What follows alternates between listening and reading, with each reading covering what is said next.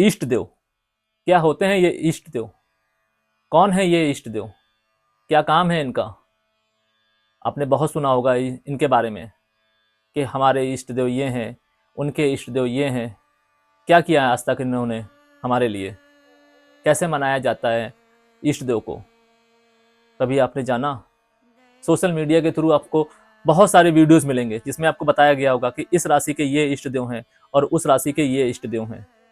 लेकिन ये इष्ट देव हम जब जान जाते हैं और उसके बाद हम उनकी पूजा अर्चना करते हैं तब भी हमें रिजल्ट नहीं आता है। कभी आपने सोचा ऐसा क्यों होता है? क्योंकि हम उनका संदेश समझ नहीं पाते हैं। हर कुंडली में अलग अलग इष्ट देव होते हैं, 12 कुंडली 12 इष्ट देव, लेकिन उनके पोजीशन हमें बताती हैं कि हमारे इष्ट देव का क्या संदेश है, क्या आदेश है। हमें वो संदेश और वो आदेश को समझना होगा। अगर हम वो समझने में कामयाब होते हैं तो हम रिजल्ट हमारे फेवर में होता है। इसके लिए हमें इष्ट देव का पोजीशन को समझना होगा कि वो कहाँ पे प्लेस हैं, प्लस हमारे लग्नेश को समझना होगा। जितनी दूरी हमारे लग्नेश की ईस्ट के से होगी उसी के बेस पे कुछ कैलकुलेशंस निकल के आती हैं और उनके संदेश निकल के आते हैं जिसका कुछ मतलब होता है। हम आज उन्हीं के बारे में बात करेंगे। मेष राशि। मेष राशि के इष्ट देव कौन है? मेष राशि के इष्ट देव होते हैं सूर्य देव। हम आज अपनी ये नई सीरीज स्टार्ट कर रहे हैं जिसमें हम इष्ट देव के बारे में बात करेंगे। तो बिना समय गंवाए हम आगे बढ़ते हैं। Welcome celestial seekers to the cosmic journey where the stars align and destinies unfold.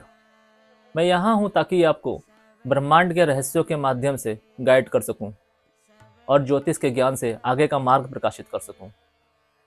तो चलिए समझते हैं हमारी चार्ट में इष्ट देव की पोजीशन क्या है और वो क्या संदेश देना चाहते हैं। आज हम बात करेंगे मेष राशि पर। मेष राशि के अलग अलग हाउसेस में इष्ट देव की पोजीशन हमें क्या संदेश देती है। तो बिना वक्त गवाए चलिए समझते हैं। मेष लगन की कुंडली में सूर्य देव हमारे इष्ट बनते हैं और यही अगर लग्न में बैठे हों तो ये उच्च के हो जाते हैं। उच्च के सूर्य हमें अट्रैक्टिव पर्सनालिटी देते हैं, एडमिनिस्ट्रेटिव पावर देते हैं, लीडरशिप स्किल्स देते हैं। जातक की पर्सनालिटी उभर के आती है वो एक बोल्ड पर्सनालिटी का बनता है। लेकिन यहाँ पे सूर्यदेव के रिजल्ट की प्रेडिक्शन करने से पहले ये अवश्य जान लें कि सूर्यदेव का बल कितना है, उनकी डिग्री कितनी है। उनकी डिग्री ही बताएगी कि वो कितने परसेंट रिजल्ट देंगे। जितना प्लानेट बली होगा उतने ही परसेंट वो अच्छे और गलत रिजल्ट देने में बाध्य होता है।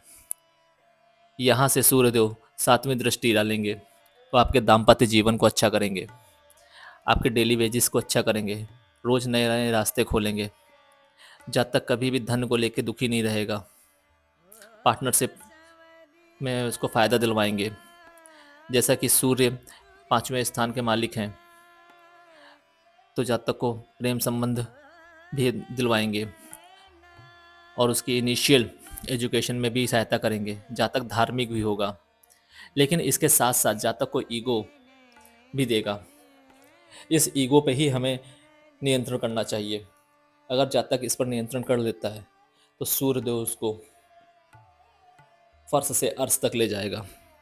यहाँ पर सूर्यदेव को मनाने के लिए, हमने इष्ट को मनाने के लिए हमें शिव सहस्त्र नाम का पाठ डेली करना चाहिए।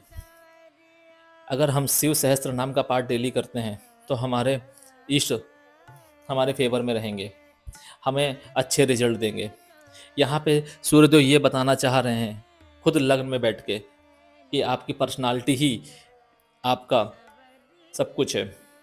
जातक की पर्सनालिटी जितनी उभरी हुई होगी उतना ही जातक का सूर्य अच्छा होगा, और जितनी ही जातक की पर्सनालिटी खराब होगी, जैसे वो झूठ बोलता होगा, ईमानदार नहीं होगा, तो सूर्य खराब हो जाएगा और उसके इष्ट देव उससे नाराज हो जाएंगे। इसके साथ साथ हमें मंगल की भी स्थिति देखनी होगी जो कि इस कुंडली के लग्नेश बनते हैं।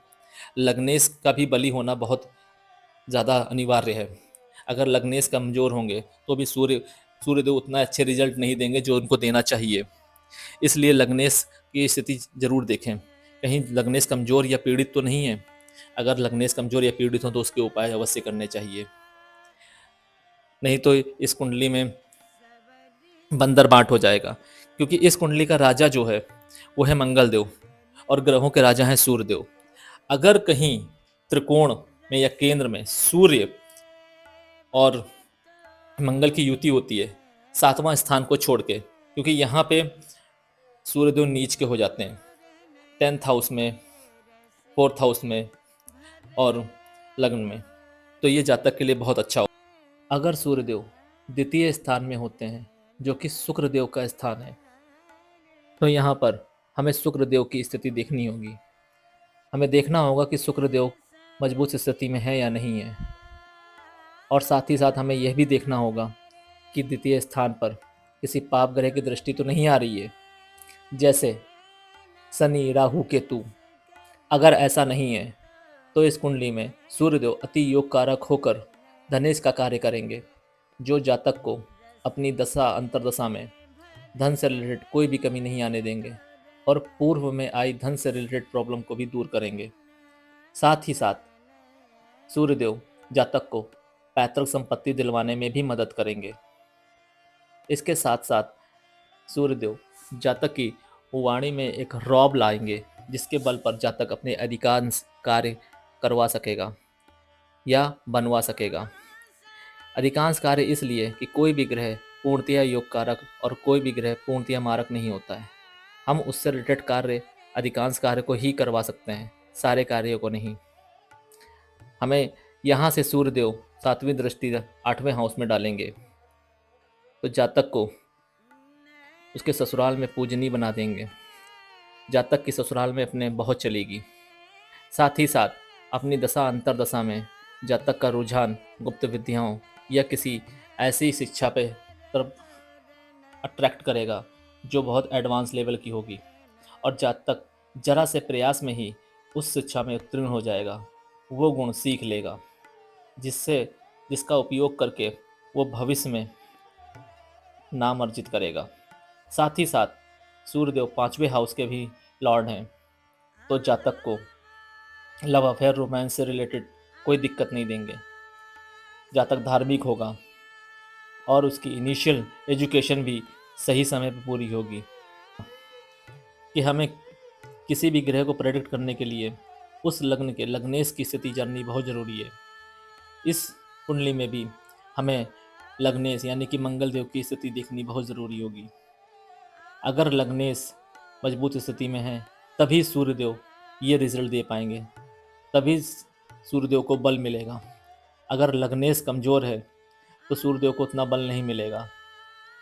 अगर लग्नेश खुद सूर्यदेव के साथ मिलकर बैठते हैं द्वितीय हाउस में तो ये अति योग कारक सिचुएशन हो जाती है। जातक का कुटुंब एक रौबदार होगा, मान सम्मान होगा और समाज में उनकी कोई भी बात नहीं काट सकेगा। जातक अपने पिता के नाम से व्यवसाय करेगा तो अच्छा धन अर्जित करेगा। मंगल और सूर्य की युति किसी अच्छे घर में या किसी ऐसी कुंडली में जिसमें दोनों का बलाबल हो और दोनों योग कारक हो तो अति योग कारक हो जाते हैं, क्योंकि दोनों अग्नि तत्व के ग्रह हैं। हाँ, अग्नि तत्व के ग्रह होने की वजह से एक ईगो, एक प्राइड आता है हमारी पर्सनालिटी पर। हमें उस पर्सनालिटी पर काम करना होगा।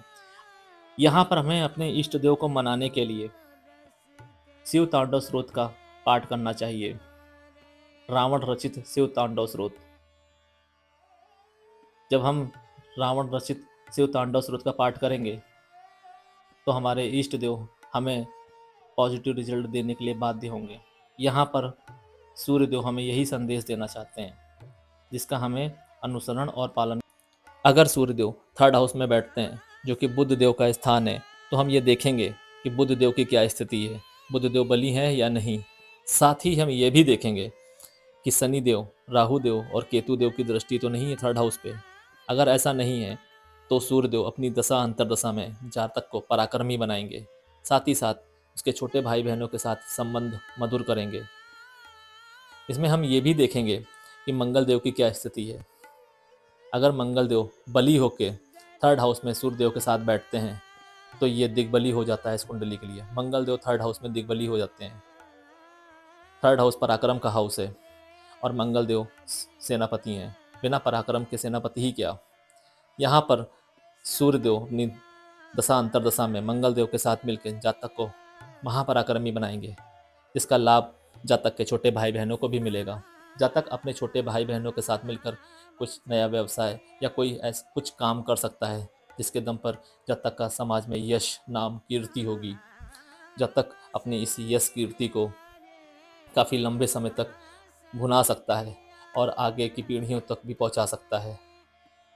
बस ये देखना बहुत ज़रूरी है कि दोनों की स्थिति शुभ है या नहीं, क्योंकि अगर मंगल देव की स्थिति शुभ नहीं हुई या मंगल देव बली नहीं हुए तो इसके परिणामों में कमी आ सकती है। यहाँ से सूर्यदेव अपनी 7वीं दृष्टि 9th हाउस में डालेंगे, जहाँ से जातक अपनी हायर स्टडीज़ को अच्छे से कंप्लीट करेगा। साथ में जातक के पिता को लाभ होगा। जातक के पिता अगर जातक के नाम से कोई व्यवसाय करते हैं या इन्वेस्टमेंट करते हैं तो उसको फ़ायदा होगा।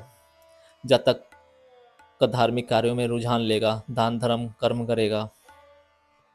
किसी भी रिजल्ट में पहुंचने से पहले हमने जैसे कि बोला है कि प्लैनेट की डिग्री को देखना बहुत अनिवार्य है, क्योंकि डिग्री ही बताती है कि वो प्लैनेट कितना बली है और कितना नहीं। साथ में हमें ये भी देखना चाहिए वो हाउस का वेटेज क्या है। अगर हाउस का भी वेटेज अच्छा है तो मतलब ये है कि उस हाउस से रिलेटेड अच्छे रिजल्ट लिए जा सकते हैं। हाउस और हाउस के ऊपर बैठा प्लैनेट ये सबसे ज़्यादा इम्पॉर्टेंट है। जैसा कि सूर्यदेव 5th हाउस के भी लॉर्ड हैं, तो जातक को लव अफेयर रोमांस से भी लाभ होगा। जातक के बच्चे जातक का साथ देंगे। अगर इस पर किसी कुग्रह की दृष्टि नहीं है तो जातक के इनिशियल एजुकेशन भी अच्छे से होगी। ओवरऑल जातक के फेवर में ही चीज़ें रहेंगी। 100% तो नहीं, लेकिन हाँ ये बल पे डिपेंड करता है। प्रॉबली अगर ग्रह बली है तो 90 to 95% पॉजिटिव रिजल्ट आते ही आते हैं।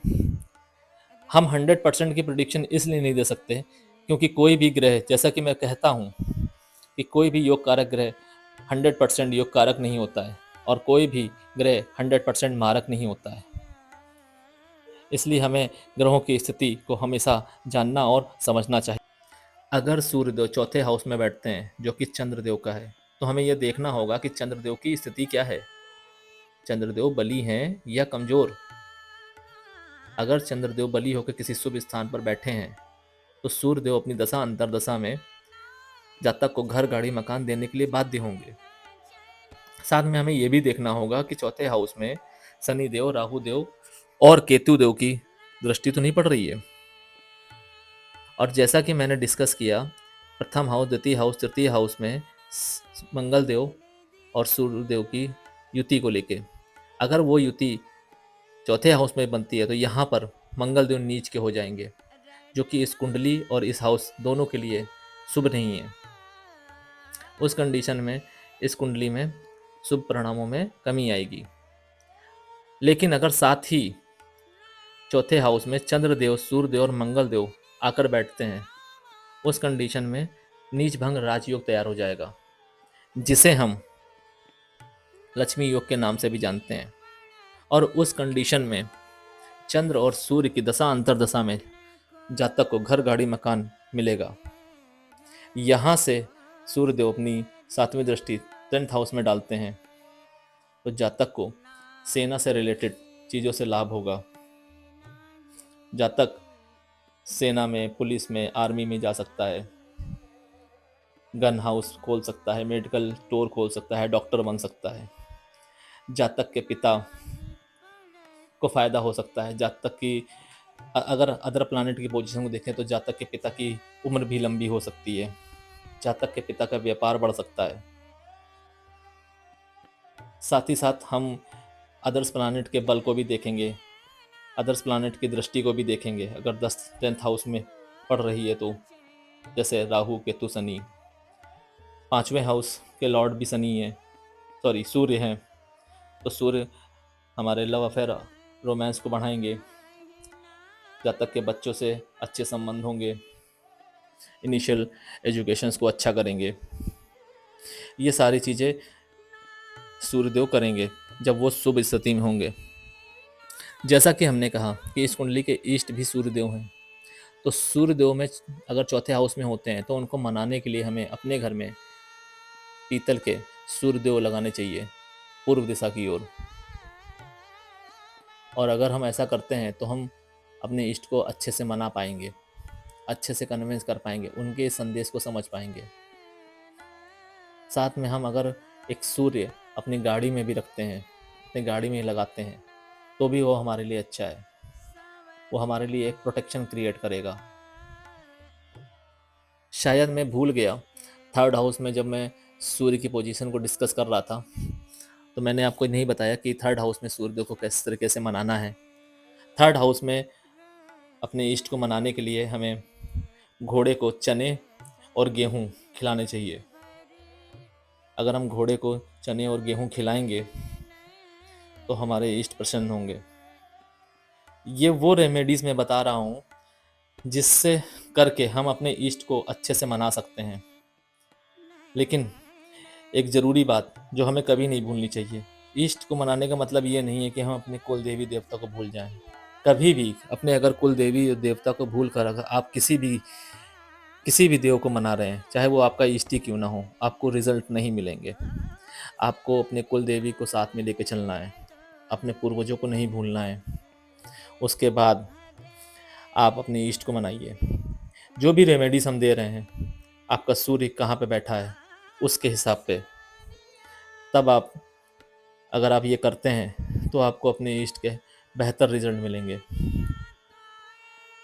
और जैसा कि मैं बार बार कहता आया हूँ कि किसी भी रिजल्ट में पहुँचने से पहले ये देखना अति आवश्यक है कि आपका जो ग्रह है, जिस भी ग्रह की आप प्रेडिक्शन कर रहे हैं, उस ग्रह में बलाबल है कि नहीं है, वो डिग्री वाइज कितना बली है। अगर वो डिग्री वाइज बली नहीं है तो वो आपको रिजल्ट नहीं देगा। इसलिए ये ज़्यादा इम्पोर्टेंट है कि उसके पास कितना बल है। आशा है आपको ये सारी चीज़ें समझ में आ रही होंगी। तो देखा आपने कैसे अलग अलग हाउसेस में इष्ट देव अलग अलग रिजल्ट देते पाए गए। और जैसा कि हमने बताया, अलग अलग हाउसेस के बेस पे इष्ट देव के मनाने की रेमेडी, अगर आप उन रेमेडी का पालन करते हैं तो ये मेरा दावा है कि इष्ट देव आपकी मानेंगे ही मानेंगे, आपकी हर बात सुनेंगे। लेकिन इसके साथ साथ आपको अपने कुलदेवी कुलदेवता को भी नहीं भूलना है। आपको हमेशा उनका भी अनुसरण करना है।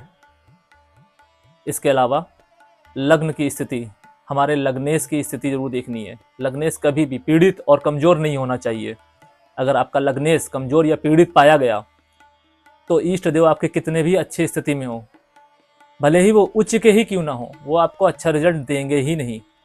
इसके अलावा अगर कोई दूसरा प्लानेट भी आपका उच्च का होगा या किसी अच्छी स्थिति में भी बैठा होगा तो वो भी आपको अच्छे रिजल्ट नहीं दे सकता। इसीलिए किसी भी निर्णय पे पहुंचने के लिए आपको ये समझना ही होगा कि आपके लग्नेश की स्थिति क्या है, आपके अदर प्लानेट की दृष्टि क्या है, आपके जो कुंडली के जो मारक प्लानेट हैं उनकी प्लेसमेंट क्या है। किसी भी निर्णय में पहुंचने के लिए इन सारे बिंदुओं पर हमेशा ध्यान देना चाहिए। अगर कुछ समझ में नहीं आ रहा है तो किसी ज्ञानवान एस्ट्रोलॉजर की शरण में जाइए और समझने की कोशिश कीजिए, वो आपका मार्गदर्शन जरूर करेंगे। Thank you for tuning in. Celestial energies आपका मार्गदर्शन करें और आपके आगे के सफ़र को प्रकाशित करें। Thank you.